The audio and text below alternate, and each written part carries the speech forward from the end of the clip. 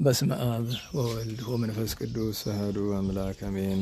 የአባቶቻችን አምላክ የቸርነት ባለቤት ቸር እግዚአብሔር ከዚህ ሰዓት ከዚህ ዕለት ያደረሰን ቅዱስ ስሙ የተመሰገነ ይሁን።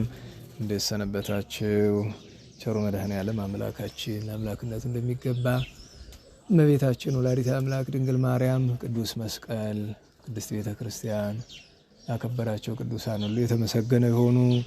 ክርስቶስ ተንሥአ እሙታን አሰሮ ለሰይጣን ሰላም ኮነ። በይቅርታው በቸርነቱ ፍስሐ ሰላም ተድላ ደስታ ፍቅር አንድነት ገነት መንግስተ ሰማያት የሰጠን የአባቶቻችን አምላክ ቸሩ መድኃኔዓለም የተመሰገነ ይሁን። እንኳን አደረሳችሁ ትላለች ቅድስት ቤተ ክርስቲያን። ከትንሣኤው በረከት ያሳትፈን። እንግዲህ ይህ የአባታችን የጻድቁ አብየ እግዚእ ማህበራችን ነው።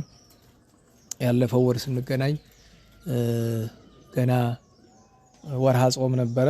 ዛሬ ደግሞ ከትንሣኤ በኋላ ስለሆነ የተገናኘ ነው።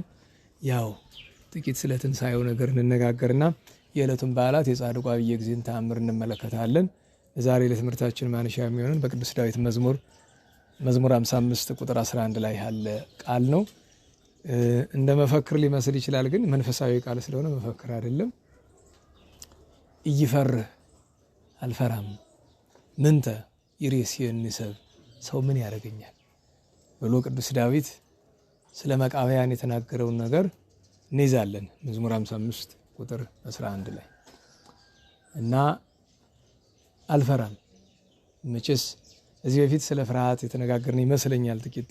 ግን ትልቁ ነገር ምንተ ይሬስየኒ ሰብ፣ ሰው ምን ያደርገኛል። አሁን ሰው ሲጠግብ ጉልበት ሲሰማው ምን ታመጣለህ ይላል። ጥሩ አባባል አይደለም። በእግዚአብሔር መመካት አንድ ወገን፣ በራስ መመካት ሌላ ነው። በቤተ ክርስቲያን መመካት አንድ ወገን፣ በዘመድ መመካት ሌላ ነው። በመንፈሳዊ ዓለም በቅዱሳን መመካት አንድ ነገር ነው። በገንዘብና በመሳሰለው ነገር መመካት ግን ሌላ ነው እና አንድ ሰው እዚህ በፊት ስለ ፍርሃት ያው ብዙ እኮ እናንተ አትቋጥሩም መሰለ። እዛኛው ጉባኤውን ማስተብረው አብዛኛው ሰው አይቋጥርም። ስለ መፍራትና ስለ ድፍረት አታስታውሱም? ወራት በፊት ተምራችኋል። ያው ደግነቱ አትቋጥሩም። ብዙዎቻችሁ ትታችኋል። ድሮ ነበር እንጂ ተሰሙትና ለለት የለም አይምሮም ሽክ ብሎን የሚጠፋ እና በእውነት ዛሬ ቅድስት ሳራ የምትባል እናት በቤተክርስቲያናችን በጣም የታወቀች ስንክሳር የምታነቡ ሰዎች ታውቋታላችሁ። የእሱ ዓመታዊ በዓል ስለሆነ እንዲሁ አንዳንድ ነገሩን አንብበነው ተርከነው ብናልፍ ግማሽ ኪሳራ ነው የሚሆንብን። ግማሽ ኪሳራ አልኩበት ምንድን ነው? ግማሽ ማንበባችን ጥቅም አለው፣ በረከት አለው። ግን ግማሽ ኪሳራ የምንሆንበት ምክንያት ምንድን ነው?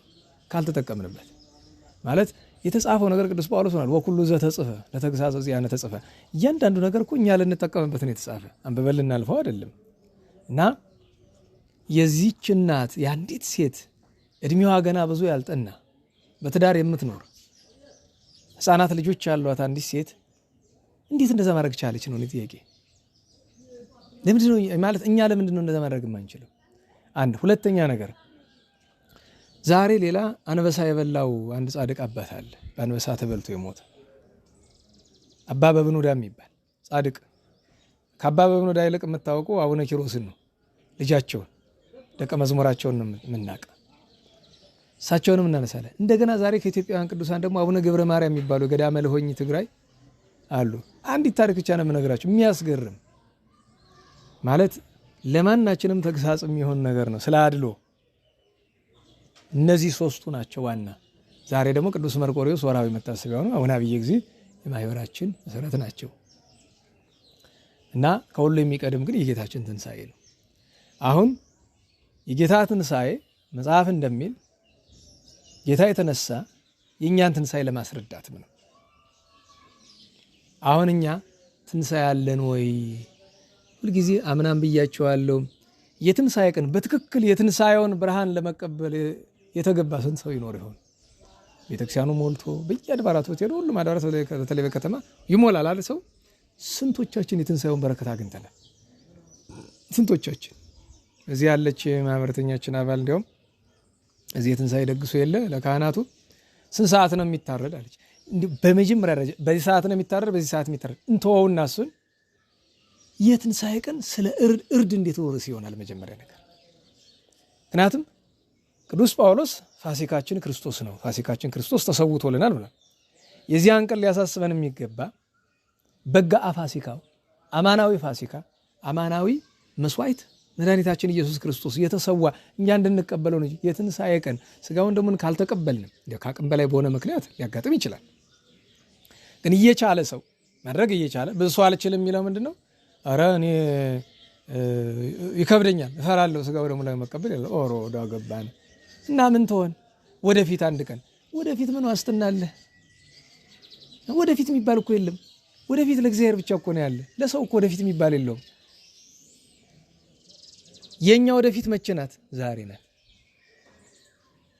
ዮም ዕለተ አድኅኖ ቅዱስ ዳዊትም ስለ ትንሣኤ ሲናገር ዛቲ ዕለትም ተገብረ እግዚአብሔር ይቺ ናት ንትፈሳ ደስ ሊለን። በምንድን ነው ደስ የሚለን? ከቅዱስ ስጋው በመብላት ከክቡር ደግሞ በመጣት ነው። ሌላ በምንድን ነው ደስታው? አይ ትንሣኤውን በመዘመር በምናምን። ስጋው ደግሞ ካልተቀበልክ መዝሙሩ ምን ያደርግልሃል? አስቡት። በነገራችሁ ላይ ሙሉ አካላችን ተራቅቶ ራሳችን ላይ ቆብ ብንደፋ ምን ያደርጋል? ወርቅ በወርቅ የሆነ ጫማ ብንለብስ ምን ያደርጋል? አካል ከተራቆተ አንዱን ይዞ አንዱን ጥሎ እኮ አይሆንም። እና ሰው ማሰብ ካለበት ያን ቀን መቼስ ለዕለት የማይመቻችለት ሰው ሊኖር ይችላል፣ የማይመች ሊኖር ይችላል በተለያየ ምክንያት። ግን እንዴት ነው መጀመሪያ ነገር ስንት ሰዓት እንረድ? እኔ እውነቴን ነው ማለት አንዳንድ ሰዎች ጋር እያወራሁኝ በነገራችሁ ላይ የፋሲካ የትንሣኤ ሽሮ ብንበላስ ምን ችግር አለው? ምን ያንቀሸቅሸናል? በነገራችሁ ላይ ይደርሳል እኮ እንዴ። ዕለቱን እንብላ ከተባለ ትንሣኤውን አክብረን ወደ ቤት ተመልሰን ሽሮም ይሁን እንዲያው በጣም ይሄ የሚያገድፍ ነገር የመብላት ሱስ ያለበት ካለ ደግሞ እንቁላል አለ፣ እርጎ፣ ወተት ይመሳሰላል አይደለም? እሱን ቀመስ አድርጎ እንዲያውም ለሆድ ቀለል የሚለውን ነገር ያተለባውንም ምኑንም የባህሉን ጨምሮ አረፍ ማለት መተኛት ሁሉም። ከዚያ ሲነጋ ብድግ ብሎ ዶሮ የሚያርድ ዶሮ፣ በግ የሚያርድ በግ ይላል። ከዚያ በኋላ ለምሳ ሰዓት አይደርስም እና ምን አለች? አይ ካህናቱ እንጂ አገልጋዮቹ ሌሊት ሲወጡ ምን ይቀምሳሉ? ሽሮ አቅርቦላቸው። ኧረ ይከብዳል፣ ታስረግመናለህ። እሺ እንቁላል፣ እርጎ ነገር አቅርቦላቸው። እኔ ይኸውልህ አለችኝ። እሷ ትክክል ናት። ለምን ሰው ባላመነበት ቢሆን ምን ያደርጋል? እነሱ ራሳቸው እንዲያደርግ ካሉኝ ያደርጋለሁ። ብትፈልግ ሽሮ ይበሉ እንቁላል፣ እነሱ ካሉኝ አደርገዋለሁ፣ ችግር የለውም። ግን እነሱ ስጋ ወይ ዶሮ ጠብቀው ሲመጡ ሽሮ አቅርብላቸው፣ ቀጥሎ የሚመጣው እርግማን ነው።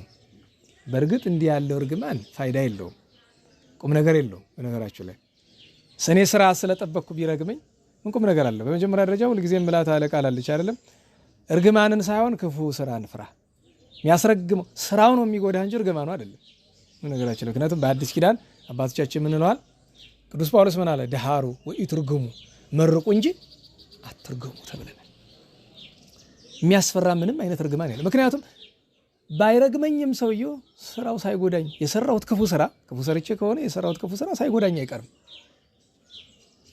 እና ለምን መሰላችሁ ያለንበት፣ እኔ በምዕመናን አልፈርድም። የዚህ ነገር ዋናው ተጠቂዎች እኛ ነን። እኛ አስተማሪ ነን፣ ለቤተ ክህነት አገልጋይ ነን የምንል ሰዎች ነን። ምክንያቱም ለዚህ ጉዳይ እኛ አብነት መሆን እንችላል። የለም እኛ አንፈልግም፣ ሽሮ ስሩልን፣ ከፈለጋችሁ የሆነ ነገር የተገኘውን ቤት ያፈራው ነገር ስሩልን፣ እንቀምሳለን። ከዚያ ቀን ይደርሳል።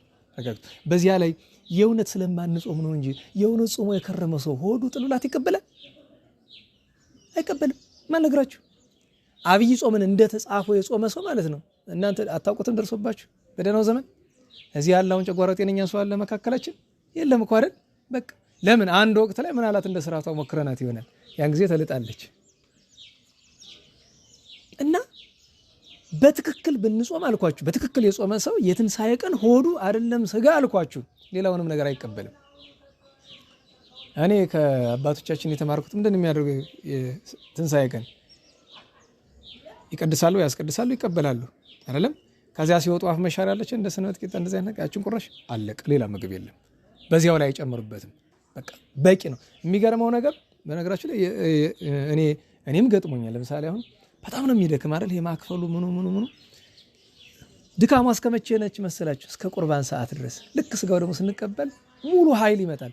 ነገራችሁ ላይ ከዛ በኋላ እስከ 4 እስከ 5 ሰዓት እስከ ቀኑ ድረስ ምግብ የለም። አሁን ዘንድሮ ለምሳሌ ትል ሞክረው አልኩኝ። ስጋው ደግሞ ተቀበልኩ። ሌላ ነገር የለም። መቆም ሁሉ አልችልም ነበር።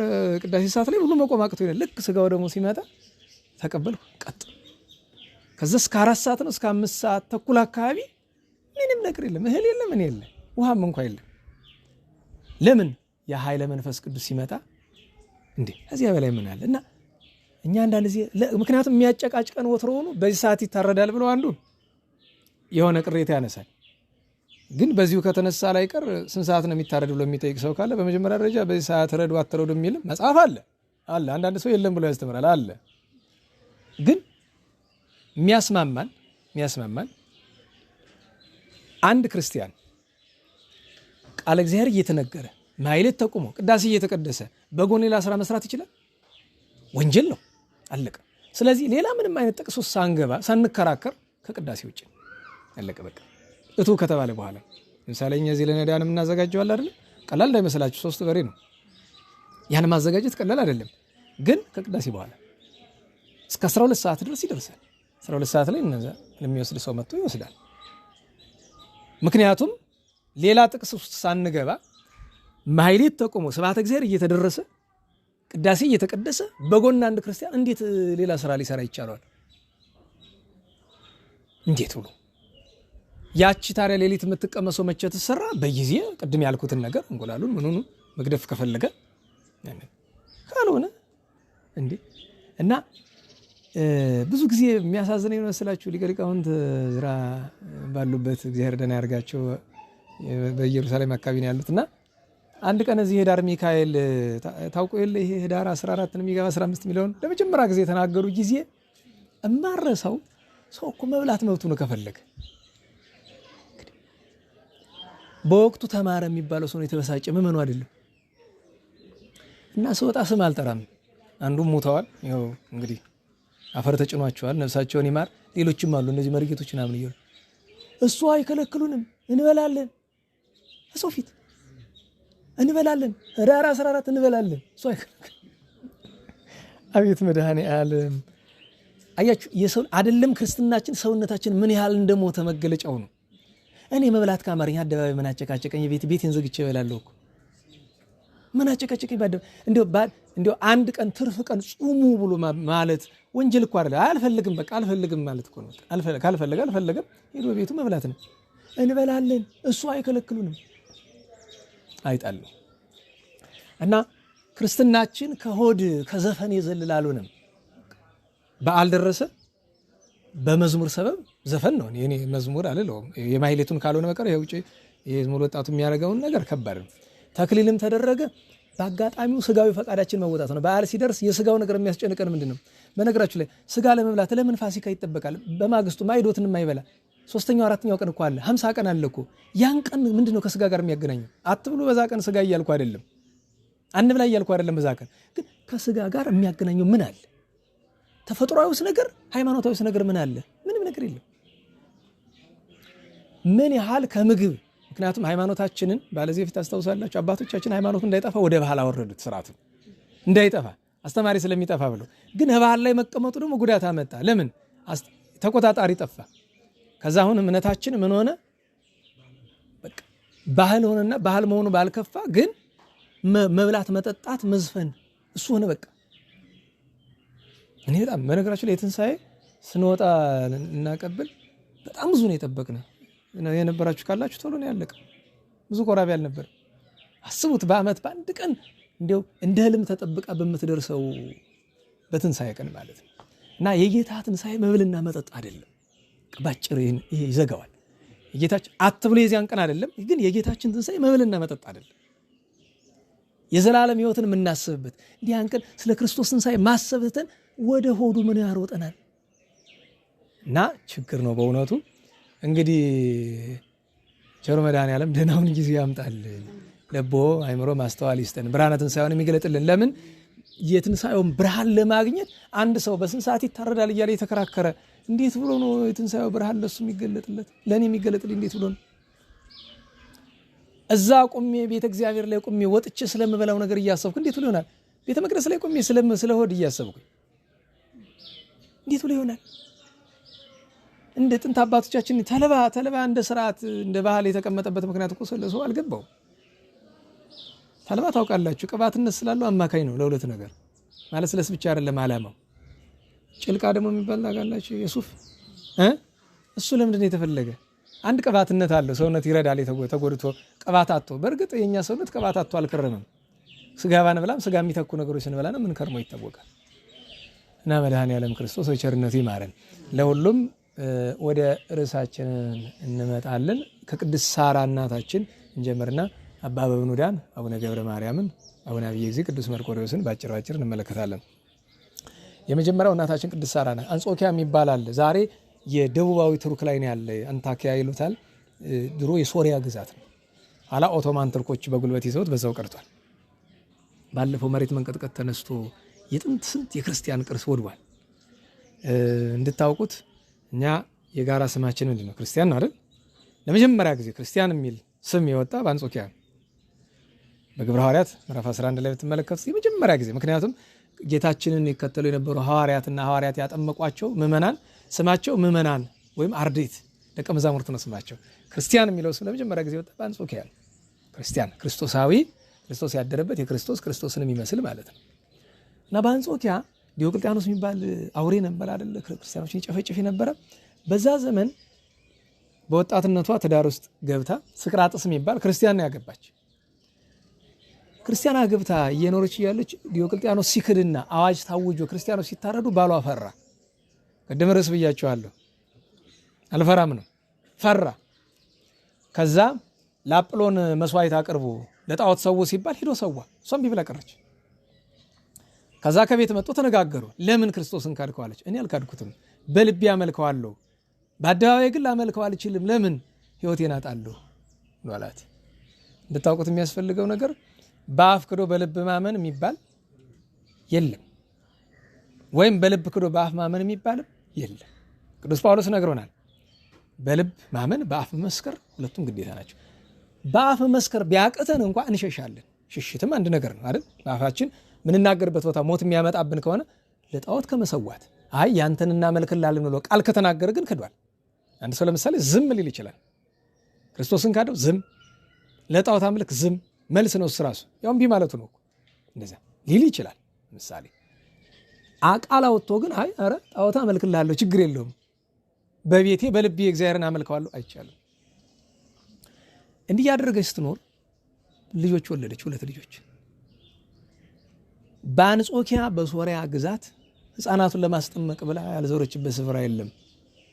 ቄስ የሚባል የለም፣ አልቀው። የሚገርመው ቤተክርስቲያን የሚባል የለም፣ ጠፍቷል። ዛሬ ይሄ እንደዚህ ያለ ነገር በእኛ ዘመን የሚደረግ አይመስልንም። ድሮ ሲጀምር አታስታውስም? ሟይ ደንቦሎን ነፍሷን ይማርና እዚህ ሟይ ደንቦሎ ግብረ ደቃቂ ነበረች። የምትናገረው ንግግር በጣም ነው የሚገርመኝ። አንዳንድ ጊዜ ነጥብ ያለው ነው። በጣም የሚያስገርም ንግግር ትናገራለች። እና ዲያቆኖችን ዝም ብላ አየቻቸው። እናንተ ግን ስትገቡ በግ ትንሽ ቆይታችሁ ፍየል የምትሆኑ ናችሁ። በነገራችሁ ላይ እንደዛ እኮ ነው። በቤተ ክህነት ብቻ እኮ አይደለም፣ በቤትም ስራ ቦታ አንድ ሰው አዲስ ሲቀጠር ጠባይኛ ነው አይደል? ቆይቶ ነው ጉዱን የሚያመጣ። እዛ ነው ስትገቡ በግ ቆይታችሁ ፍየል የምትሆኑ። እና አንድ ጊዜ መሐራ ላይ ታስታውሱ እንደሆነ ነፍሳቸውን ይማር መምህራችን ይንታ ኃይለ ሥላሴ ገቡ። የሚገርማችሁ ያለቀሱበት ዲያቆን አሁን ቅድም ወደ እናንተ ስመጣ ከኋላ ስሜን ጠርቶኝ ብዙ ዓመት በኋላ አየሁት። ጥሩ እንግዲህ 30 ዓመት በፊት የነበረ ማለት ነው።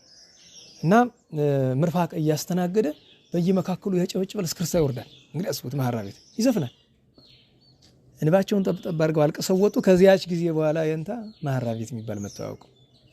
የእሱም የክህነቱን አፍርሶ እምነቱን ክዶ ምናምን ሰምቻለሁ። ጴንጤ የሆነ ምናምን እንጂ አሁን ተመልሶ እንደሆነ ብዬ ነው ገብቶ ሲሳለም አይቼው ሰላም ያልኩት ለዛ ነው። እምነቱን ክዶ ክህነቱን አፍርሶ የአባቶችን እንባ ከንቱ አይቀርም። ስርዓት መጣስ መጥፎ ነገር እና እንደዛ ሲዘፍን እሱንም ሌሎቹንም አይታ እና አንድ ቀን ምን አለች? እናንተ አለች አቤት፣ እስቲ አንድ ታሪክ ልንገራችሁ። አንድ ሰርግ ቤት ላይ አንዲት ዘፈን አዋቂ ሴት እስክስታ ትወርዳለች። በአጋጣሚ የዛ ምጽዋት ፍለጋ የመጣች አንዲት እብዳለች እና ሲዘፈን ቀረብ ብላ ታያለች። እና ያቺ በጣም ዘፍነው እስክስታውን ስታወርደው ቆይታ ደክሟት ለማረፍ ውላ ወደ ህዝቡ ስትቀላቀል ሄዳ ነካ አድርገች ዞር ስትል በደንብ ያዥው እኔንም እንደሱ ነው የጀመረኝ ብላት ሄደች። እብዲቱ ባለጤና ማለት እኔንም እንደሱ ነው የጀመረኝ። ይሄ ሙሃይድን ብሎ ነው ስትናገር የሰማሁት እንግዲህ። እና ዓለም ላይ የጠፉ አብያተ ክርስቲያናት ዛሬኛ እያደረገን ያለውን ነው ሲያደርጋቸው የነበረ። አንጾኪያ ላይ ዲዮቅልጥያኖስ ሲጀምረው ቀስቀስ እያለን የጀመረ ጠቅላላ በሙሉ ሶሪያ ቤተክርስቲያን የሚባል አለቀ። ካህን የሚባል ጠፋ። ካህኑ ሙሉ በሙሉ አልቆ አይደለም የካዶም ክዶ የጣዖት ካህኑ ነው ማጥመቅ አይችልም። ይሄን ጊዜ አሰበችው ልጆች ክርስትና እንዲህ ሳያገኙ እንዲህ ስላሴ ልጅነት ይቀርባቸዋል ብላ ከአገልጋዮቿ ጥቂቶችን ያዘችና 2 ልጆቿን ታቅፋ አስቡት ከአንጾኪያ ዛሬ ቱርክ የሚባለው ሜዲትራኒያን ባህርን አቋርጣ ግብጽ ውስጥ ቅዱስ ጴጥሮስ አለ ሲባል ሰምታለች። የሚያጠምቅ ቤተክርስቲያንም አለ ግብጽ ውስጥ ሲባል አስቡት። ከአውሮፓ አሁን ዛሬ ምስራቅ አውሮፓ የሚባል ስፍራ ነው ወይም የኤዥያ አካል ነው። ወይም በሌላ አነጋገር ይሄ ምንድነው የሚባለው መካከለኛው ምስራቅ የሚሉት ላይኛው ክፍሉ ነው። እንግዲህ ሜዲትራኒያን ባህር ምን ያህል ክፉ እንደሆነ ለማወቅ በየቀኑ ስደት ወደ ጣሊያን ሲሲሊ ላምፔዱሳ በዛ አልፈው የሚሄዱ ሰዎች በየቀኑ ስንት ሰው እየሰጠም እንደሚሞት ይጁት። ያውም በዘመናዊ ጀልባ ተጭና ሄደች። እግዚአብሔር ከሃሊነቱ ብዙ ነውና በመንገድ ላይ ማዕበል አስነሳ። ክብሯን ለመግለጥ ነው። እንግዲህ ክብር ለመግለጥ እግዚአብሔር የሚያመጣ ሲሳይ አይደለም ፈተና ነው። ማዕበሉ ሲናወጥ መሞታችን ታክል ቁም ነገር አልመሰላትም። ለምን? የስንት ክርስቲያን ደም ሲፈስ ባይ ነው አይታለች። ልጆች ሳይጠመቁ እንዴት ይሞታሉ?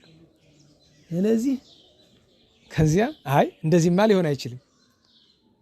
ልጆቿን የማዕበሉ ገራቀኝ ሲያማታት አነሳቻቸውና ከባይሩ ላይ ማለት ነው አጠመቀክሙ በስመ አብ በአብ ስም አጠምቃቸው በወልድ ስም በመንፈስ ቅዱስ ስም አጠምቃቸዋለሁ ብላ ንክር ንክር አደረገቻቸው 3 ጊዜ። ከዚያ ቀባሜሮን መቀባት አለባቸው አይደለም የት ይምጣ እና ሰጠቀት ጥባ በመላጺ ይላል። ቀኝ ጾቷን በምላጭ በጣችሁ ደም ፈሰሰ። ከዚያ 36 አባል አይደለም የሚቀባ ሲቀባ 36 አካል ነው የሚቀባ ሰው። እሷ ግን እንደ ችሎታዋ መጠን አንድ ጊዜ ግንባራቸውን በትምህርተ መስቀል፣ ሁለተኛ ደረታቸውን፣ ሶስተኛ ጀርባቸውን በትምህርተ መስቀል በደሙ አቀባቸው። ልክ ቀብታ ስጨርስ ጸጥ ማይበሉ። ከዚያ ተሻግራ እስክንድርያ መጣችና የዛን ጊዜ ልጆችን የሚያጠምቁ እሁድ ነው ተደብቀው ነው። ለምን ቢባል በአደባባይ ማጥመቅ አይቻልም። እሁድ ቀን ሊያጠምቅ ሲል በጣም ብዙ ነው ያለ ህፃናት እና እንደ አሁኑ ዘመን በነገራችሁ ላይ ይሄ ዛሬ ሲጠመቅ እንደዚህ ውሃ እየተደፋ ነው አይደል ማይገቡ። በመከራ ዘመን እኮ ነው ያ ነገር እንጂ እኮ አባቶቻችን ምን ብለዋል? የማጥመቂያ መንገድ 3 ወገን ነው። ቢቻል ጥምቀት በፈሳሽ ውሃ ነው የሚሆን። እንደ ቃህ እንዳንገረብ ባለ ነው ማጥመቅም ይገባል። ፍትሐተ ማይ የሚባል ድጋም አለ። ፍትሐተ ማይ ይደረስለታል። ከዛ በኋላ ውሃውን ለሌላ ሰው ለፈለገ እንዲጠቀምበት ፍትሐተ ማይ የሚባል አለ። ግን ለፈሳሽ ውሃ ነው እንጂ ለቆመ ውሃ ፍትሐተ ማይ አይደረስለትም። ከዛ ሁለተኛው አማራጭ ደግሞ እንደ ኩሬ ውሃ ነገር አዘጋጅተው ወይም ደግሞ እንደዚህ ገንዳ ነገር አዘጋጅተው እዚያ 3 ጊዜ ብቅ ጥልቅ ማድረግ። የመከራ ዘመን ይሁን እንደሆነ ስደት ይሁን እንደሆነ ግን እንደዚያው እንደሚታየው ዝም ብሎ ማፍሰስ ሳይሆን ስርዓቱ ምንድነው? በዚህ በሃይላንድ በመናምን አንተ አይደለም በሰፋ ባለቃ ይመጣና 3 ጊዜ በእጁ እየታፈነ ካህን ላይ ያፈስበታል። አጥምቀክ እያለ 3 ጊዜ ነው የሚያፈስበት። ቀሪውን እዚያ በኋላ አካሉ ላይ ይጨምርለታል። ችግር የለውም። እንደዚያ ነው የሚደረግና በማፍሰሻው ይዞ ቅዱስ ጴጥሮስ ዘመን አጸባ ስለሆነ መጥቶ ሲያጠምቅ ቆይቶ ልክ እሷ ልጆች ላይ ሲደርስ ሊያፈሰው ሲል ውሃው ይረጋል፣ አይወርድም። ደነገጠ። ሌሎችን አጠመቀ። ሁለተኛው ዙር አስቀመጠቻቸው እንደገና። አሁንም እንደገና ደግሞ ሁለተኛ ዙር ሄዶ ደግሞ ሲሄድ አሁንም ይረጋል። እሷ ትደነግጣለች። በኃጢአቴ ነው የምትል። በሶስተኛው ሲረጋ ግን ሌሎቹን አሰናብቶ ነይ እስቲ የኔ ልጅ ምንድነው ላጠምቅ ስል እንደዚህ የሆነብኝ? አዎ አባቴ እኔም እያየሁኝ ነው። በኃጢአቴ ምክንያት ነው። ምን አርገሽ? እኔ እንደዚህ ነኝ። የአንጾኪያ ቤተ መንግስት የንጉሠ ነገሥቱ ባለሟል ከሆኑ ሰዎች አንዱ የሶቅራጥስ ሚስት ነኝ። እዛ ቤተክርስቲያን የለም እና ላስጠምቅ ብዬ ስመጣ ማዕበል ተነሳብኝና በጎዳና ልጆች ሳይጠመቁ ሊሞቱብኝ ነው ብዬ ፈርቼ እንዲህ ያለ ድፍረት አድርጌያለሁኝ። እንዲህ አድርጌያለሁ። ደስ አለው። አለቀሰች። ጫማ ወደቀች። ኃጢአቴን ይቅር በለኝ በድያለሁኝ። ልጆቼ ልጅነት አይጡ ሲል አይኔ ልጅ አብይ ሃይማኖቶች ልጅ ሆይ እምነትሽ ታላቅ ነው። አየሽ ያንቺን ጥምቀት ባለቤቱ ተቀብሎት የኔን ከለከለኝ። አንቺ ከባህር ላይ ስታጠምቂያቸው ክርስቶስ ከሰማይ ወርዶ እያጠመቀልሽ ነበር። አጥምቆልሻል። እሱ አንድ ነገር ነው የቀረ፣ ስጋው ደሙ ነው፣ አቀብልሻለሁ። እሷንም ልጆቿንም ስርዓት ተማሩ። በዛው አንዲት እናት ልጇን ክርስትና ስታስነሳ አብራ ትቆርባለች። ስርዓት ነው። ክርስትና የሚያነሳውም አብሮ ይቆርባል። ስርዓት ማወቅ አለብን። መቼም ልማዱን የገደልንኛ እና ህፃናቱን አቁርቦ እሷን ቆርባ ደስ ብሏት ተመለሰች። እንግዲህ አስቡት፣ ከዚህ በላይ ስኬት ለሱ የለም። እኛ ልጅ ማስጠመቅ ከስኬት አንደው ደስ አላት። አንጾኪያ ስትመለስ ባሏ ሰዓት ለብሶ ጠብቋታል። ወስዶ ለማን ይከሳታል? ለንጉሠ ነገሥቱ ለዲዮቅልጥያኖስ አስቀረባት። ለምንድን ነው እስክንድርያ ሄድሽ አላት። ዝም አለችው። አሃ ከክርስቲያኖች ጋር ልታመነዝሪ ነው አውቄብሻለሁ አላት። ማመንዘር የእናንተ እንጂ እኛ ስራ አይደለም። ምክንያቱም ታውቃላችሁ ለጣዖት ከሚቀርቡ መስዋዕቶች መካከል አንደኛው በጣዖቱ ፊት ራቁታቸውን ነው ያመነዝራሉ። እስከዚያ ድረስ ጣዖት ይሄዳል፣ ሰው ያርዱለታል። እና ደም ማፍሰስ፣ የረከሰ ድርጊት ማድረግ፣ ማመንዘር የእናንተ የጣዖት አምላኪዎች ስራ ነው እንጂ እኛ ስራ አይደለም። ከዚህ በኋላ ግን ድጋሚ እንዳትጠይቀኝ፣ ምክንያቱም ከቶኑ ቃል ካፌ ያወጣ ማለት ነው። አፏን ዘጋቸው። ቃለቀ ቢያረጋት ቢሰራት ምንም አትናገርም። ማስፈራሪያ ያላቀረበላት ነገር የለም። እንግዲህ ልብ ብሎ ርዕሳችን አልፈራማ። ለምን ምን ተይሬሲንስ ዲዮቅልጥያኖስ ምን ሊያረጋት ይችላል? ቢበዛ አካሏን መቆራረጥ ነው አይደል? ቢበዛ በሳት ማቃጠል፣ ቢበዛ አንገቷን መቁረጥ ነው።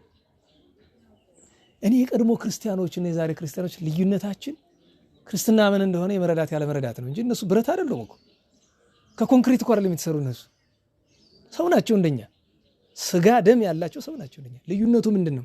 እነሱ ክርስትናው ገብቷቸዋል። በምድራዊ ነገር አልተጠመዱም። እኔ አሁን እንደዚህ እናንተ እዚህ ለሰባኪ ለፈልፋለሁ አይደለም፣ ችግር ነው። ነጋው ለሃይማኖት መስከረ አንገትን ስጥ ብባል አልገኝም በስፍራው አውቀዋለሁ፣ ልቤን አውቀዋለሁ። እውነቴን በጣም ነው። አሁን አባቶቻችን ሲመጡ ስለዚያች ቀን ሲነግሩን ስለምትመጣው ስለ አንዳንዷ ነገር እንዴት ነው እየተዘጋጃችሁ ነው? አረ እባካችሁ በሩቅ አድርገው በሉት። አረ እውነቴን ነው። ወይዶ በተፈጥሮ ይውሰደን። በተፈጥሮ ለምን ይጨንቃል? አታስተውሱም? የዛ ሊቢያ ወንድሞቻችን ሲታረዱ ማየት እንኳን ምን ያህል ይጨንቃል አይደል? ምጥ እኮ ነው፣ እንቅልፍ አያስወስድም እኮ ያን ማየት እንኳን ራሱ። ግን ደግሞ ሁለት ነገር አለ። አንደኛ አሁኑንም እግዚአብሔር መድኃኔዓለም ከለመን ነው ለሰማዕታቱ የሰጠውን ልቦና ለኛ ይነሳናል? አይነሳንም። ሰለስቱ ምዕት በቅዳሴያቸው ምን አሉ? አንተ ዘአሚሃ፣ ያን ጊዜ በሐዋርያት ከሰማዕታት ጋር የነበርክ አንተ፣ ወአንተ ዘይዜ፣ ዛሬም ያለህ አንተ፣ አንተ ዘሙንቱ፣ የእነሱ አምላክ አንተ፣ ወአንተ ዘለነ፣ የእኛም ፈጣሪ አንተ፣ ዚያ ከጻድቃን ወዚያ ከኃጥአን፣ ጻድቃንም ያንተ እኛ ኃጢአተኞችም ያንተ ብሏልና አንድ እሱ። ሁለተኛ ነገር እግዚአብሔር የመረጠው ሰው ካለ ያቺ መከራ ቀኗ ስትደርስ ድንገት የምትሰጥ ልባለች ይባላል። ድንገት የምትመጣ ጥብዓት። ቅዱስ ዳዊት ምን አለ በመዝሙሩ? ጥቡ ልቤ፣ ልቤ ጽኑ ነው ጨከን ያለ ነው ይላል። ጥቡ ልቤ ይላል። እና እንግዲህ መከራውን መድኃኔዓለም በሩቅ ያድርገው። ፈቃዱ ነው ከመጣ ደግሞ የጨከነ ልብ ይስጠን ነው መድኃኔዓለም። ለምን የሁሉ የምታዩት የሚዘብተው ሰው ሰማዕትነቱን እኮ እያሳየን ነው። ፍንጭ አይደል? በዚያም ለካህናት አልገባቸው ሲል ካህናት ሲገደሉ ያሳያቸዋል፣ ዲያቆናት ሲገደሉ። ለሊቃውንት አልገባቸው ሲል ሊቃውንት ሲገደሉ ያሳያቸዋል። ለምእመኑ አልገባው ሲል ለምእመኑ፣ ለወንዱ አልገባው ሲል ወንድ ሲሞት፣ ለሴቱ ሴት። እና ስለተበሳጨ እሷን ብቻ አይደለም በቀል መበቀያ ባሏ ቆዛ ቆሞ እያየ ልጆቿን እጇን ወደኋላ እንደዚህ ፍጥኝ አሰሯት። ሁለት ልጆቿን እዚህ ላይ ሆዷ ላይ ግጥም አድርገው አሰሩት። አቃጥሏት ብለዋል። ባሏ እያየ ህዝቡ ተሰብስቦ እያየ ከእግሯ ጥፍር ጀምሮ እስከ ራሷ ድረስ ከነ ልጆቹ አመዳ ሆነች። እዚያው ላይ አቃጥሏት። ግን አልኳቸው እኔም በዚያች ሰዓት ሰው እሳት ሲበላው አይጮህም፣ ድምፅ አያሰማም። ቅዱሳን የክርስቶስ ፍቅር ካደረባቸው በኋላ ለምድራዊ ነገር አይገዙም ብቻ ሳይሆን ድንግጥ አይሉም። እና እኛ ፍርሃት ብቻ እኮ አይደል እንኳን ሌላ እንደዚህ ብትናገር ሲባል ደሞዜን ባጣስ ይላል ሰው። ሞት አይደለም ገንዘብ ማጣትም እያስፈራን ነው። ቢርበኝስ? አራ እግዚአብሔር የትዱ ነው የሚረበን? የሚያበላን ደሞዛችን ነው? የሚያኖረን ደሞዛችን ነው? እግዚአብሔር ነው። እና አንዳንድ ጊዜ ሰማዕትነቱም እንዲሁ ይቅርሽ እንዲሁ ማንችለው ነገር ሊሆን ይችላል። እንዲሁ ለሐቅ መቆም ከሐሰት አለመደመር አንድ ነገር ነው። ለገንዘብ ተብሎ እኮ ይፈራል። አይ ከገሌ ጋር መጣላት አልፈልግም ተብሎ ምንም የማያደርገው ሰውዬ አንተ ምንድነው የምትፈራው? ሰውዬ ምን ያደርጋል? ፖሊስ ነው ያስራል? ባለስልጣን ነው አይደለም? እና በምን ነው የምትፈራው? አይ ነገ የሆነ ነገር ድንገት ቢያስፈልገኝ ተብሎ እግዚአብሔር አይሻልም? እና አልፈራም ይፈርህ በእግዚአብሔር ተወከልኩ ይላል ቅዱስ ዳዊት። በእግዚአብሔር ታምኛለሁ ይፈርህ እኔ አልፈራም። ምን ተይሬስ የኔ ሰብ ሰው ምን ያደርገኛል? አሁን ልብ ብላ አቃጠላታል። ምን ሊያረግ ይችላል? ማቃጠልማ ይችላል። ግን ጌታ ምን ሆናል? በወንጌል የተፍረወሙ ለለ ይቀትሉ ሥጋክሙ፣ ሥጋችሁን የሚገድሉትን አትፍሯቸው። ለምን? ሥጋማ ሞት የት ይቀርለታል? በመኪና አደጋ ይሞታል። ታሞ ተሰቃይቶ ሰው እኮ በቁሙ ተልቶ ይሞታል። አታውቁም? ታሞ እኮ አካሉ በቁሙ እኮ ይተላል። ወለ ነፍስክሙ ይክሉ ቀትሎታ፣ ነፍሳችሁን መግደል አይቻላችሁ። እና በእውነት የቅድስት ሳራን የልጆቿን በረከት እግዚአብሔር ያሳድርብን። ሁለተኛ አባታችን አባ በብኑዳ ባሕታዊ በብኑዳ ማለት የኬልቄዶን የሚባል ሀገር አለ። በታሪክ ሰማላችሁ አይደል? የዚህ ሀገር የንጉሠ ነገሥቱ ልጅ ናቸው። መንነው ከአባ መቃርስ ታላቁ መቃርስ ከመነኮሳት አለቃ ከአባ መቃርስ የመጀመሪያ ደቀ መዛሙርት አንዱ እሳቸው ናቸው። እሱ ብቻ አይደለም፣ አባ መቃርስ ሲያርፉ ሁለተኛው የገዳመ አስቄጥስ አበምኔት እሳቸው ናቸው። ታዲያ አባ በብኑዳ ባሕታዊ አንድ ታሪካቸውን ብቻ ነው የምንናገር፣ አንበሳ የተበሉበትን ታሪክ ማለት ነው። አንበሳ ለምንድን ነው እኒያን የመሰለ ጻድቅ የበላቸው ነው። ታላቁ ባሕታዊ በብኑዳ አባታችን አባ መቃርስ ሲያርፍ የአባ መቃርስን ገድል የጻፈ አባ በብኑዳ ነው። በጊዜው የነበረውን ግሩማን መላእክት መጥተው ታሪክ ሰሙኤል አባ መቃርስ አባታችን ሲያርፍ አጋንንት መጥተው ሞይከነ መቃሪ ሞይከነ እያሉ ይጮሃሉ። መቃርስ አሸነፍከን ድል ነሳን ይሉታል። ምን ይላቸዋል? ገና ነኝ አላሸነፍኩም ይላቸዋል። ይህንን የሚያ እንግዲህ አባ በብኑዳ አሁንም ትንሽ ቆይተው መቃሪ አሸነፍከን ይሉታል። መላእክት እኮ እየዘመሩ እየወሰዱት ነው። አባ መቃርስን ገና ነኝ ከጌታችን ፊት ቆሞ ወዳጅ ብሎ በቀኝ ሲያቆመው ጌታዬ ኢየሱስ ክርስቶስ ይክበር ይመስገን አሸነፍኳችሁ አላለም። አሁንም ከእናንተ እጅ አዳነኝ አለ። ትሕትና ይባላል፣ ፍጹም ትሕትና። ለዚያ ነው የመልክአ አቡነ አብየ ጊዜ ላይ ትሕትና መቃርዮስ ሕንፃን እንተ በውስቴቱ አስመከ ይላል። የአቡነ አብየ ጊዜን ትሕትና ሲናገር አባ መቃርስን ማነጻጸሪያ የሚያደርጋቸው እና አባ በብኑዳ በዚያ ተተክቶ ሲኖር ከዓለም ልክ እንደሱ የንጉሠ ነገሥት ልጅ የሆነ ማን መጣ? ዲላሶር ነው። ኪሮስ ብሎ ያወጣ አባ በብኑዳ ነው። ዲላሶር መጣ፣ ኋላ ኪሮስ ተባለ። ከዚያ አንድ ወቅት ላይ አንድ ፈተና ገጠማቸው። አንዳንድ ጊዜ ቅዱሳን ፈተናችሁን ይገርመኛል። አባ በብኑዳ ከፍጹምነት ማዕረግ ከደረሰ በኋላ እህል መብላት አቁሞ ነበር። ቅዱስ ሚካኤል ነው ከሰማይ ህብስት እያወረደ የሚያበላው እና እዚያ ያሉ መነኮሳት በገዳመ አስቄጥስ ያሉት በሙሉ አባ በብኑዳ ምግብ አይበላም ነው የሚል። አንዳንድ ሰይጣን ያደረበት መነኩሴ ይመጣና ይከራከራቸዋል። ይበላል እህል አይበላም፣ ይበላል። እኔ ያሳያችሁ የለም ይበላውንማ ብሎ ሄደና እንግድነት ገባ። እንግድነት ተቀበለኝ ሲለው ሳይመረምር አስገባው ቤቱ። ዝም ብሎ እንግዳ ነው ብሎ እግዚአብሔር እንግዳ ነው ብሎ አስገባው። ኋላ 4 ሰዓት ሲደርስ ቤቱ ምንም የሚበላ ነገር የለውም። መልአክ እግዚአብሔር ያመጣለት ሰማያዊ ውስጥ አለ። ለብቻው እንዳይበላ እንግዳውኝ አልተቀበላችሁኝም የሚል ነገር ፈራ። እንዳይሰጠው ሰማያዊ ነገር ነው። አይ ሕጉ ይሻለኛል ብሎ ከፍሎ ሰጠው። ያ ክፉ ሰው በውስጡ እንዲያደርገው ይዞታል። አልበላው ወደ ወስዶ ለማሳየት ይኸው እናንተ አይበላ የምትሉት ይበላል ማለት። የሚገርመው ቅዱስ ሚካኤል ያንን ሰማያዊ ውስጥ ቀምቶ ኩበት አስታቅፎታል። ይሄድና እዛ ክርክር እነሱ ጋር ውሸታችሁ ይኸው ማስረጃ ይዤ መጥቻለሁ፣ ግማሹን ለኔ ሰጡኝ፣ ግማሹን በልቷል፣ እስቲ ያሳየን። ብቅ ቢያደርገው ኩበት ተበሳጭቶ ይሄድና በገመድ ታንቆ ሞተ ያ መነኩሴ። ምክንያቱም ጋኔን ያደረበት ነው። በኋላ በታሪክ በአቡነ ኪሮስ ታሪክ የሚተረክ ይህንን ታንቆ የሞተውን አስነስተውታል አቡነ ኪሮስ በኋላ። ከዚያ በሚቀጥለው ቀን ጸሎቱን ጨርሶ አባ በብኑዳ ራቱን ሲጠብቅ የለም። ቢለምን ኋላ መልአከ እግዚአብሔር መጥቶ ከዚህ በኋላ የለም ሰርተ ብላ እንደሌላው መነኩሴ ትበላለህ። ለምን ኢትሃቡ ቅዱሳት ለከለባት የተቀደሰውን ለውሾች አትስጡ ተብሏል። ራበው ብለን ለማያምን ሰው ስጋው ደግሞ እናበላዋለን። የተቀደሰ ነገር ከቤት ያለ ምግብ ነው እንጂ ብዙ ጊዜ ለዛ ነው በነገራችሁ ላይ ይሄ ዝክር ማህበር ላይ ይሄ ካህኑ የሚባርከው ዝክር አለ አይደለም። ሲተርፍ አንድ ሰው ለውሻ ለድመት ይሰጣል። ነውር ነው።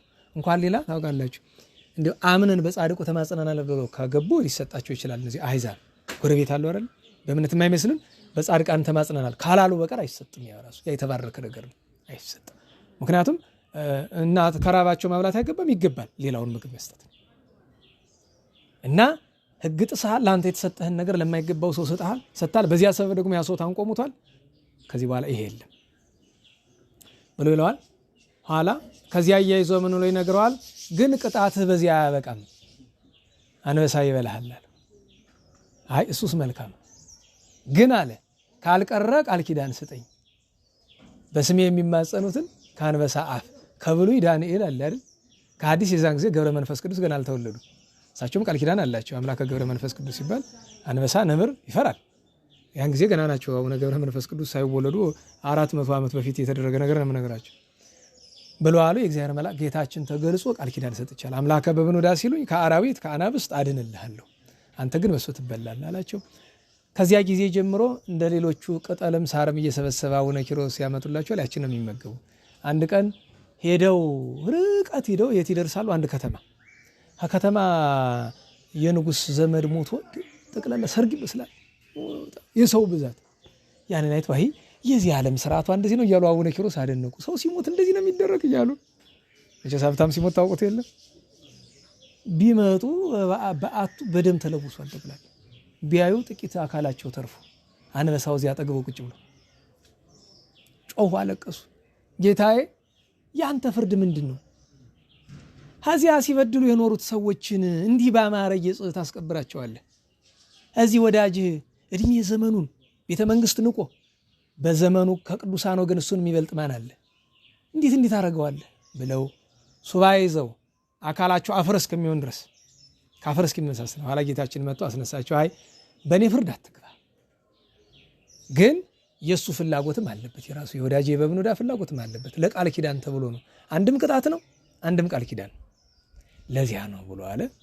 ያችን የቀረችውን ለቃቅሞ ቀበረ። በትንሣኤ ዘጉባኤ ከአንበሳ ወደ አይቀርም የአባ በብኑዳ አካል ይነሳል። እና አባቶቻችን ምን ይላሉ? አባ በብኑዳ አንበሳ ሲመጣ ምን ተሰምቶት ይሆን? አንድ ባህታዊ ታሪክ ታውቃላችሁ አይደለም? አንድ ባህታዊ በበረሃ እየኖረ አንድ የከተማ ሰው ጥሬና ቂጣ እየወሰደ ይሰጠዋል የሚመገበው። እና ግን ሲሄዱ ለጊዜ አንድ ነገር ይገባል። 6 የጅብ ገላግልት ቡችላ እናንተ እንዲገባችሁ ግልገሎች ማለት የጅብ ግልገሎች 6 ከበውት የሚወስድለት ለነሱ ነው የሚመገባቸው። እና አንድ ቀን አባቴ አለው አቤት ምንድናቸው እነዚህ አለው። ዛሬ እመግባቸዋለሁ ነገ ይመገቡኛል አለው። አልገባው። ኋላ በብዙ ዓመት በኋላ ሲሄድ እነዛ ጅቦች አድገው 6ቱ እምሽክ አድርገው በልተው ታገኙ። በጣም ተናዱ። ያም ጻድቅ ደግ ሰው ነበርና ፈጣሪ ምን ነው ወዳጅህ እንዴት ታደርገዋለህ? ምን አለ የተፈጥሮ ሞት እንዲሞት ብታደርገው። በነገራችሁ ላይ አንዳንድ ጊዜ እኮ እኛ ክፉ ነንም እንኳን እንታ ፍስሐ የተገደሉ ሰውን ታስታውሳላችሁ? እንታ ፍስሐ ያቋቋመ ነው እንደ አንዳንዶቻችን ምርር ብሎ አገልግለውሻል እኮ ጻድቅ የሆኑ ሀጣ አንቺ ታወቂ። ግን ምን አለ በተፈጥሮ ሞት ብትወስጃቸው? እንዴት በድንጋይ ተቀጥቅጦ መቼም ችግር አይደል? አንዳንድ ጊዜ አፋችን ክፍት ነው። በዚያ ሰሞንስ ከደጎቹ አንዱ ከች እኔን ነው መጥቶ ምን አገባ ያገባህ ምልክታል እግዚአብሔር ስራ ትገባለህ ነው ተረኛው መሆን ፈልገህ አፍን ዝጋ። ይሄ ነገር እንዳይከተል የታዘዘላችሁ አንድ ብቻ አይደለም ሌላም አለ። ንስሐ ካልገባችሁ ትምህርት ሊሆናችሁ ነው፣ ለእናንተም ጭምር ነው፣ ለሳቸው ብቻ አይደለም ነገሩ የተደረገ። ግን አንድ ምስጢር ልንገርህ፣ እንደዚህ ለምን ሆኖ ለአጥብቀህ ስለጠየቅ ልንገርህ ብለው እዚህ ለነገራችሁ እየተቀረጸ ስላለ በኋላ ወይስ ጨርስ መነገራችሁ ነገር ነበር። የሞታቸው ምክንያት ሰው በሰው ያመካኛል። ያ የገደላቸው አረመኔ ነው። ግን ዙሮ ዙሮ እግዚአብሔር የማያውቀው አንድ ሞት የለም፣ ከእግዚአብሔር አይን ውጭ የሆነ ሞት የለምና አስቡት። እንኳን ጻድቃኖቹ እኛ ክፉዎቹም አንዳንድ ጊዜ አራኛ ያኛ ሰርክለ እነዚያ ብሎ ሲሉ ኋላ የእግዚአብሔር መልአክ ለዛኛው ሰው ምን ብሎ ነገረው? ይሄ ጅቦች 6 ጅቦች ለብሉት ይኸውልህ ይሄ ፍትሐ እግዚአብሔር ነው። ለምን ድሮ ይሄ ሰው ባለጠጋ ነበረ፣ አንዳንዶቹ የሀብታም ዘበኛ ነበርም ይሉታል። አንድ እንግዳ ይመጣና የእግዚአብሔር እንግዳ አሳድረኝ ይለዋል። አይሆንም ብሎ በር ዘጋበት። ያን እንግዳ ጅብ በላው። ጧት ሲወጣ አየው፣ ተጸጽቶ በረሃ ገባ። ንስሐ ሊገባ ሀብት ንብረቱን ትቶ በረሃ ገባ። መልአከ እግዚአብሔር ተነስቶ ንስሐ ገባ አለው። አዎ ገባሁኝ አለው። ግን የሰው ደም በአራዊት አፍስሰሃልና ንስሐ በዚህ አያበቃም፣ እንዳደረግከው ይደረግብሃል። ይስማማል አለ። አዎ ይስማማኝ አለ። ራሱ አሳድጎ ተበላ። ለምን በነሱ ዋጋ ካገኝ ምን። በነገራችሁ ላይ በዘመናችንም እኛ ከመወለዳችን ጥቂት ዓመት በፊት በወልድ የሚባሉ እዚህ መድኃኔዓለም አካባቢ የነበሩ ባህታዊ ጅብ በልቷቸዋል። በወልድ የሚባሉ አክሱም ነው የተበሉት። እዚህ ነው የኖሩት፣ ግን ጅብ የበላቸው ግን አክሱም ላይ ነው። ፈለገ እና የእንታ ተሾመን ምንድነው ምክንያቱ ብዬ ጠየቅኳቸው። በጣም የበቁ ቅዱስ ናቸው፣ ግን እንደ ሰካራም እንደ እብድ ነው ሰው የሚያያቸው። እና ሲሄዱ በመንገድ ይሄ ሰፈር አለ ቀበሌ 11 አካባቢ ጠላ ምናምን የሚሸጥበት አካባቢ እና ወልድ የት እየሄድክ ነው ለተን እንኳን የመስክ ምን ፈልገህ ከተገኘ ጠላ ቢቀርዱላ ምን ይላሉ? ተደብድበው ነው የሚወጡት። ጊዜ የሚደበድባቸው ቢያጡ ማለት ነው ሰው ፊት ላይ ሄደው ሽንቱን ይሸናሉ። እና እንታ እየነገሩ አንድ ቀን አሉ ግምስምስምስ ብሏል። በቃ ሰው አይመስልም። ዛሬ እናሳክም ሙተን የምታደርጉት አንተ ሐኪም መድኃኒዓለም ነው ምን ብለን የምታሳክመኝ ሂድ። በጧት ብንሄድ ምልክት የለችም ንጹህ አካል እውነትም የንዘው እና ኋላ ብሎ መጨረሻ ላይ የት ይሄዳሉ? አክሱም። ከዚህ አንድ ቀን እንደ ዕለተ ዓርብ ይሁን ምን ይሁን ጅብ ያለው ና ብላ እግራቸውን ሰጡት። እግራቸውን አንድ እግራቸውን እየበልተው እስከሚጨርስ ድረስ መሳቅ ባል እራትህ እኔ ነኝ ሌላ አትድከም እና የኛውን ደግሞ ህመም የለምን ህመም አይሰማቸው ሙልጭ አድርጎ በልተው ጨረሳቸው እየሳቁ ቀነሳቸው እስከሚወጣ ድረስ እንደዚያ ብለውኛልና እኔ ያልደረስኩባቸው እኔ ሳልወለድ ነው ያረፉ። ወንድሬ ባይታዋን ሀገር የምትባል እዚያ ነው በጣም ያረፈው አክሱም ነው። እንዲያው ስማቸውን ስለጠራን እንደ እግዚአብሔር በረከታቸውን ያሳድርብን እና አባ በብኑዳ እና ሁለቱም እንደዚያው ነው ተብሎና አባታችን አባ በብኑዳ እንዲህ ያለ ቃል ኪዳን የተቀበለ ቅዱስ ነው። እግዚአብሔር በረከቱን ያሳድርብን። ሶስተኛው በሰሜኑ የኢትዮጵያ ክፍል ከነበሩ ቅዱሳን መካከል አንደኛው አቡነ ገብረ ማርያም ገዳመ ለሆኝ ይባላል። በስም ከሚጠሩ ቅዱሳን አንዱ ናቸው። አቡነ ገብረ ማርያም እዚህ በፊት ታስታውሱ ከሆነ አቡነ ክፍለ ማርያም ስናነሳ አንስቼላችኋለሁ። አቡነ ክፍለ ማርያም አክሱም ሄደው ሁለቱም የተወለዱ አክሱም ነው። የሚገርመው ደግሞ ተመሳሳይ ዘመን የነበሩ እና እኛኛው ድባጋን የመሰረቱት እኛው ገዳመ ለሆኝ ነው። ክፍለ ማርያም አክሱም ሄደው እናታቸው ረሃብ ገብቶ እናታቸው ጠውልጋዩአትና ከሰነበተ በረከት በደንብ ቆረስ አድርገው ሰጧት። ለ11 ዓመት ሰማያዊ ውስጥ ተከለከለባቸው። አንተ አዳላህ ለእናትህ ተብሎ ማለት ነው። በ11 ዓመቱ ያን ህብስት መግባቸው ቅዱስ ሚካኤል አንተ ሞት አይነካህም ብሎ ብሔራን ያስገባቸው።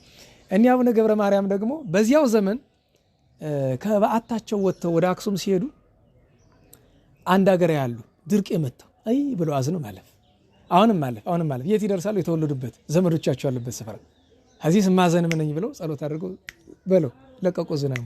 አራ እሳቸው ህብስት ነበራቸው። ማታ ሲሄዱ የመላክ እግዚአብሔር ተግሳጽ እሳቸውን ግን 30 ዓመት ነው ያስለቀሳቸው። ማዳላት አሁን በእውነት ለመናገር ማዳላት ለምን ቢባል አንድ እውነት ልንገራችሁ። ለምሳሌ እናንተ አላችሁ ስጋ ዘመዶች ሁላችንም አሉን አይደል? ሳለ ደሞዝ ተቀበላችሁ። ከዚያ ደሞዝ መርዳት ካለባችሁ መጀመሪያ ቤተሰብ ነው መርዳት የሚገባ ባድ ነው ቤተሰብ ነው። ለምን? ገንዘቡ የራሳችሁ ነው ሰርታችሁ ባገኛችሁ። ለምን? እንዛሎ ጽኑስ ውስተ ቤተከ ይታውጻፋ በቤት የተቸገረ ያለ በውጭ ያለው ረዳለሁ አትበል። ነገር ግን ከቤት ያለው ሳይቸገር በቤት ላለው በልብስ ላይ ልብስ ተለ አሜሪካ ማጋጣሚ ነው። ለምሳሌ አሜሪካ ዘመድ ያላቸው በልብስ ላይ ልብስ በጫማ ላይ ጫማ ይጨምሩላቸዋል። ደሃ ባገሩ የሌለ ይመስል አሁን ይሄ በደል ነው። መጀመሪያ ቅድሚያ ለቤተሰብ መስጠት ይገባል። አዎ ስርዓት ነው። ነገር ግን በላይ 3-4 አይነት ቤት እዚህ ወጥ እየተበላ እዚያኛው ቤት ግን አንድ ወጥም የለም። ይሄ በደል ነው፣ ነውር ነው። ነገር ግን የአባ ገብረ ማርያም ነገር ጥቅስ የሚሆነው ለማን ነው ከተባለ ለምሳሌ እዚህ ጸበል ስሰጥን ያሁን ድሮ በምሰጥበት ጊዜ ለዘመድ ለጓደኛ ቀድሜ መስጠት አልችልም። ለምን? የኔ አይደለም የጋራ ነው። ያ የቅዱሳን ጸጋ የግል ንብረታቸው አይደለም። በተሰጣቸው ጸጋ ለዘመዶቻቸው በማድላታቸው ነው። እነዚያ እኮ እና በእውነቱ እንዲያው ዛሬ በጣም የቸገርን ታውቃላችኋል። ዘመዱ ከንቲባ የሆነለት የታደለ ነው ይባላል። የቀበሌ ቤት ያገኛል ይባላል። አግኝቶ እንደሆነ አልሆነ አላወቅኩም። እንኳን ሌላ አልኳችሁ። አንድ ሰው መጣና አንተ አለኛ ቤት አለ አለ። ለምን ጠየቀኝ? እንዲያው እኔ ብቻ የኢትዮጵያ ሕዝብ 80-90% መች ቤት አለው? ምን ቤት አለው? ያው ተከራይቶ የሚኖር የግል ቤት ማለት ነው። እና የቀበሌ ቤት የማትመዘገብ ነው አትቀበል። አስመዝግበኝሽ። አዎ ግን ያው 10 ዓመት ምናምን ነው የሚወስድ እና ግን ቶሎ እንዲደርስ ማድረግ ይቻላል። እንዴት? ያው ቅድሚያ እንዲሰጥ ማድረግ በደል። አየህ ድሃ ተሰልፎ ለገሌ ቅድሚያ ስጡት። ለምን? ምን ስለሆነ እኛ ነው ቅድሚያ የሚሰጠን? ማን ስለሆነ? ይህ እኮ ነው ነውር የሚባል አድሎ። ለራስም ማዳላት ነውር፣ ለሌላም ሰው ቢያዳሉ ነውር ነው መቼስ። እና እግዚአብሔር የጻድቁን በረከት ያሳድርብን። ቅዱስ መርቆሬዎስን ስሙን እንጥራው፣ ሰዓት እንዳይሄድብን ስሙን ብቻ ጠርተን እንዲያው አርኬ መልክ የቅዱሳንን ክብር ይገልጣል። ለምሳሌ ቅድም ጸሎት ላይ ያነሳ ነው አለ ሰላም ለህሊናከ ዘኢያእምር ቅያሜ ቂም በቀል የማያውቅ ህሊናህን ሰላምታ አቀርባለሁ ለህሊና ወሙዝ ከመአበሚ አበሚ አበሙ እንደሚባል ሽቱ የተወደደ ነው። በእንተ ኢየሱስ ክርስቶስ ዘረው ካምሳለ ጊሜ ንፋስ ሲመጣ ደመና እንደሚበተን ያንተንም አካል አረማውያን በተሉት። ስማ ተጋድሎ ኮንከ ፈጻሜ የመጋደልን ምስክርነት ስለ ክርስቶስ የፈጸምክ ኦ መርቆሬዎስ ዘሮሚ የሮሜው ሰማዕት መርቆሬዎስ። በነገራችን ላይ እንዲያው ድፍረት ይሆንብኛል እንጂ በዜማ ብልላችሁ በጣም እቺ ኦ መርቆሬዎስ ዘሮሚ ለየት ያለች ወዝን ያላት በማህሌት ነው የምትባል። መቼ ህዳር 25 ቀን ከዚያ በኋላ ሊቃውንቱ ጸንጽለው እና ያችን ለመስማት ነው አመት ጠብቀን እሱ ቀለም ነው ያለ አይደል። ግን በየክብረ በዓሉ የአቡነ አብየ ጊዜ ቀን ከሁሉ በልጣ የምትሰማ አንዲት ቀለም ትኖራለች። የሁሉ በዓል አንዲት የምትበልጣለች እቺ ናት። ስማ ተጋድሎ ኮንከ ፈጻሜ ኦ መርቆሬዎስ ዘሮሚ። ኋላ ደግሞ ቀጥሎ ደራሲ ምን አለ? እፄዋከ በተወክሎ አንተን ተማምኜ እጠራሃለሁ። ወስእለከ በተማሂልሎ ምህላ እያደረግኩ እለምንሃለሁ። አይንተ ልቤ በአልዕሎ ወደ ሰማይ አንተ ወደምትኖርበት አይኖችን አይነ ልቡናን በማንሳት መርቆሬዎስ የዋ መርቆሬዎስ ወሮ ምን ተበቅሎ ከበቀል ራስን ያራክ። እንግዲህ የቅድሙና ያሁኑ በምስጢር ይመሳሰላል እና አላምን አለው አዘክሮ ለአምላክከ ስቃያተ ስምከ ኩሉ ሰማዕት ስትሆን ምስክርነት ስትቀበል የደረሰብህን ሁሉ መከራ ወደ እግዚአብሔር ወደ ጌታችን ፊት አቅርበህ አሳስበው። ከመያሪ በላዕሌ ምሕረቶ ሳይሉ በሌላ ቸርነቱን ይቅርታውን ይገልጥ ዘንድ ብሎ ይለምነዋል። የሰማዕቱ በረከት ይደርብን። የመጨረሻ አቡነ አብየ ቅድም ቅድስት ሳራን ስላወሳነ ዛሬ ሴት የሚመለከት ነገር ደግ መጽሐፍ በጀመረበት ይጨርሳል ይላሉ አባቶቻችን። ስለዚህ በሱ እንጨርስ። አቡነ አብየ ጊዜ በባታቸው በነበሩበት ጊዜ ገና በአጸደ ሥጋ እያሉ ሁለት ሴቶች መነኮሳያት ዝናቸውን ይሰማሉ፣ ቅድስናቸውን ታምራታቸውን ይሰማሉ እና ሂደን እንባረክ በማለት ፈንታ እንፈትነው እስቲ ብለው ይመካከራሉ። ሴቶቹ ማለት ነው። ቀጥ ብለው ሄደው ሴትም አይደርስበት ስፍራ ሁሉ ሄደው ያንኳኳሉ። አባት ሆይ አቤት ፈልገን ልጆቼ ለምን ፈለጋችሁኝ? እንግዲህ ዕለቱ ረቡዕ ነው። ያደመጣችሁ ነው። ዕለቱ ረቡዕ ነው እና ለምንድን የፈለጋችሁኝ? እንዲያው ታምራት ታደርጋለህ ደግነት አለ ተብሎ ሰምተናል። ርቦናል እና አይ ልጆቼ አቤት እንኳን የሚበላ ነገር የለም ሲሉ ይኸው አይደለ አንተ ሀብታም ነህ ንብረት ሞልቷል፣ ይሄ ሁሉ የዱር ላም ያንተ አይደላቸው አጋዘኖችን ማለት ነው። እነዚያ እኮ የዱር አጋዘን ናቸው የኔ አይደሉም የእግዚአብሔር ናቸው። አይ አንተ ነው ያንተ። አይ እንግዲህ አካማ ከራባቸው እናደርጋለና ደቀ መዝሙሩ ወዳጁም ነው ይባላል። አባ ፍሬ ቅዱስ አለ። ፍሬ ቅዱስ አቤት ሄድና ከአጋዘኖቹ አልበህ ወተት አምጣ፣ ሌላ ምንም የለም የሚበላ አልዋ መጥቶ እንኩ ጠጡ ቢላቸው ስድብ መነኩሴ ነኝ ትላለህ፣ ግን በረቡ ወተት ጠጡ ብለህ ትሰጣለህ። ልጆች ይቅር በሉኝ አባ ፍሬ ቅዱስ በል በከንቱ የወተት እንዳይከስር ውሰድና አስገባው መልስ። አምኑ አጥታቸው ነው ካጋዘኖቹ ወስዶ ቀረብ ቢያደርገው እንደገና በረቂቅ ስላልከት እነዚያ ሴት መነኮሳያት ደንግጠው እግሩ ላይ ይቅር በልን ልንፈትን የመጣን ክፉ ሰዎች ለኛ ብለው አረ እግዚአብሔር ይቅር ይበላችሁ ሁላችንም ይቅር ይበላችሁ። ችን ታክል ቅያሜ የለውም። ባርኮ ጸሎት አድርጎላቸው ላካቸው። ቅዱሳን የዋሃን ናቸው። እግዚአብሔር በረከታቸውን ያሳድርብን። ታዲያ ትምህርት ማጠቃለያ ምንድነው? በእግዚአብሔር ተወከልኩ። መሰረታዊ ነገራችን እሱ ነው። በእግዚአብሔር አመንኩ፣ ተማመንኩ። ምክንያቱም የሰው ልጅ ዝርዝር ያወጣሉ አባቶቻችን። ሰው የሚተማመንበት ስንት ነገር አለ። አንደኛ የራሱ ጭንቅላት አመለካከቱ። ብዙዎቻችን ለአመለካከታችን ባሮች ነው። ምንመካ በአመለካከታችን። ሁለተኛ በእውቀት መቼስ በቤተ ክህነት ብለው በቤተ መንግስት በዚህ ዘመን እውቀት የማያስመካው ሰው የለም። አንዳንድ ጊዜ እኮ እድል ሲያጋጥም ጥሩ ነው። አንድ የተማረ ሰው በዚህ ዘመን እንጂ በመቼም እንደ አቅሙ የተማረ ሰው እኔ የተማርኩን እያለ ሲመካ አንድ ከበረሃ የሚመጡ ደግ ሰው መጡና እንደው አንተ ደግሞ ትመካለህ አለ። በባዶ ሜዳ እኮ ነው ያገኘህ፣ በባዶ ትቀማለህ፣ ደንቆሮ ትሆናለህ። እውቀት ተቀምጦ ግን ተአምር ነው እኮ ማየት አይደል? አንድ ሰው እውቀቱ በቃ የተማረ ሰው እውቀቱን ተቀምጦ ጭዋ ምንም የማያውቁ ነው ማለት ነው። ፈርቶ አፉን ዘጋ እና በእውቀት የሚመካል። ቀጥሎ ሌላ መመኪያ ምንድነው? ጉልበት። ቀጥሎ ምንድነው? ገንዘብ። ቀጥሎ ምንድነው? ወገን የነገሌ ዘመድ ታውቁት የለበኛ አካባቢ እንኳን ለሚፈሩ ሰዎች አሉ። የነገሌ ዘመድ ተባለ። በክፉነታቸው በነውራቸው እንዴት ይመካሉ ማለት አንድ ሰው እኛን ፈራነ ማለት መልካም ነገር ይመስላችኋል? መፈራት ያለበት ማን ነው? እግዚአብሔር ብቻ ነው መፈራት ያለበት። የሰው ልጅ መከበርን ያለበት መፈራት አይደለም፣ መከበርን ያለበትና በእውነቱ መፈራት ያለበት እግዚአብሔር ነው። በቃ እግዚአብሔር ተወከልኩ፣ በእግዚአብሔር አምኛለሁ፣ ይፈር አልሐራም። ለምን ምን ታየሪስ ይል ሰው ምን ሊያረጋኝ ይችላል? መጨረሻ ምክንያቱም አባቶቻችን ምን አሉ? ከእግዚአብሔር ጋር መኖር ትፈልጋለህ? ፍርሃትህን ተጣላው። ምንድነው የሚያስፈራ ነገር? ድህነት ነው። ተጣላው ድህነት።